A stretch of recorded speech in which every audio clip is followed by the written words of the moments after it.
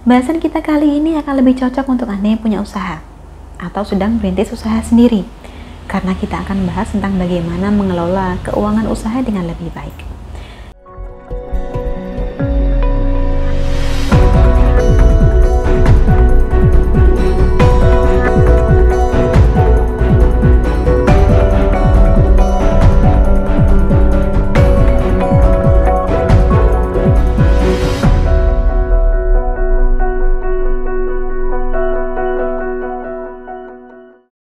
Salam Rahayu, kembali lagi dengan saya Dewi Sundari. Apa kabar Anda hari ini? Saya doakan semoga selalu sehat dan selalu diberikan keberkahan rezeki yang berlimpah dimanapun Anda berada. Bahasan kita kali ini akan lebih cocok untuk Anda yang punya usaha atau sedang merintis usaha sendiri, karena kita akan bahas tentang bagaimana mengelola keuangan usaha dengan lebih baik. Tidak jarang, usaha yang dirintis menjadi gagal karena pengelolaan keuangan yang salah, kurang rapi. Padahal yang namanya perputaran uang dalam sebuah bisnis itu benar-benar harus dicatat secara rinci. Akibatnya, sekalipun jualan laku, dagangan habis, tetapi uang ikut habis juga. Ini kan aneh. Sering saya menerima keluhan seperti ini. Dagangannya laris, tapi entah kenapa uangnya seperti tidak ada, habis entah kemana. Karena itu, untuk Anda yang memiliki usaha, berikut adalah beberapa hal yang baiknya diperhatikan terkait bagaimana mengelola keuangan usaha. Yang pertama, pisahkan uang usaha dari uang pribadi. Banyak usaha menjadi bangkrut karena dana bisnis dipakai untuk kebutuhan pribadi sang pemilik. Parahnya lagi, berapa jumlah uang yang terpakai tidak diketahui secara pasti. Akibatnya, modal usaha semakin berkurang tanpa terasa. Kegiatan usaha jadi oleng dan menyebabkan kejatuhan. Idealnya, pengeluaran pribadi sekecil apapun harus dicatat dan dibukukan. Yang kedua, Anda juga perlu meminimalkan hutang usaha.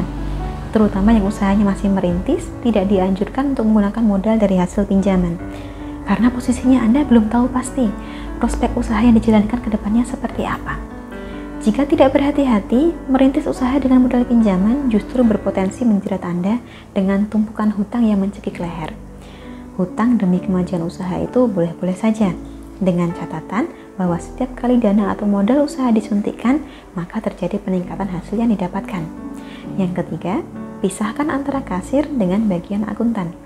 Ini akan membantu Anda meminimalisir potensi kecurangan. Pihak yang bertindak sebagai kasir harus dipisahkan atau beda tangan dari pihak yang mengurus akuntansinya. Seorang kasir berwenang menerima uang hasil penjualan barang dan jasa. Di sini ada kekhawatiran bahwa uang justru digunakan oleh yang bersangkutan untuk kebutuhan pribadi. Jika kasir sekaligus merangkap akuntan, maka mudah baginya untuk memanipulasi laporan keuangan. Itulah mengapa dua fungsi ini sebaiknya dipisahkan. Yang keempat adalah Anda perlu membuat laporan keuangan. Ini penting, karena tanpa adanya laporan keuangan, akan sulit bagi Anda untuk menjalankan usaha ini. Dengan melihat laporan keuangan, Anda bisa menyusun strategi bisnis yang tepat untuk mengembangkan usaha. Anda akan bisa melihat arus kas perusahaan seperti apa. Akan nampak rincian perjalanan kas yang masuk dan keluar bagaimana. Dengan begini, Anda bisa mengetahui secara pasti kapan terjadi pengeluaran dan pemasukan, sehingga bisa melakukan antisipasi sebelum terjadi minus yang merugikan. Yang kelima, buatlah anggaran perusahaan. Anggaran ini perlu dibuat dalam kurun waktu tertentu, misalnya tiap 6 bulan sekali. Tujuannya untuk mengevaluasi kinerja masa yang telah lewat dan menentukan strategi pengelolaan keuangan di masa mendatang. Yang keenam, tentukanlah target. Sebagai pemilik usaha, pastinya Anda tahu persis target atau pencapaian seberapa yang ingin diraih. Dan yang terakhir atau yang ketujuh, gunakanlah laba dengan bijak. Ini merupakan bagian yang paling dinanti tentu saja, karena penghasilan merupakan tolak ukur keberhasilan suatu usaha. Akan sangat disayangkan jika pada akhirnya laba yang diperoleh hanya digunakan sepenuhnya untuk kepentingan pribadi. Sebagian laba perlu dialokasikan juga untuk kegiatan operasional yang menunjang kemajuan usaha. Juga untuk membeli armada perusahaan misalnya, atau menambah varian produk. Namanya mengelola keuangan untuk usaha memang tidak gampang, tapi setidaknya bisa kita mulai dari ketujuh poin ini dulu. Kurang lebihnya, demikianlah yang dapat saya sampaikan. Untuk Anda yang sedang merintis usaha, saya doakan senantiasa lancar.